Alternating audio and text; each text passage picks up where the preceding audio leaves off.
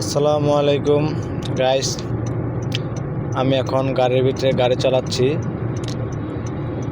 আর সারাটা দিন ভিডিও ছাড়তে পারি নাই, কারণ অনেক ব্যস্ততার মাঝে ছিলাম। সেই জন্য এখন একটু গাড়িতে একা একা ছিলাম জন্য এরই জন্য একটু ভিডিও করে নিলাম এই ফাঁকটায়, যে একটু ভিডিও করে নিই। সারাটা দিন তো ভিডিও ছাড়তে পারলাম না এবং ব্যস্তর কারণে কিছুই করতে পারলাম না, সেই জন্য এই ভিডিওটা ছাড়লাম। তো ভিডিওটা অবশ্যই যদি পাইয়ে থাকেন সবাই লাইক কমেন্ট শেয়ার করে পাশে থাকবেন।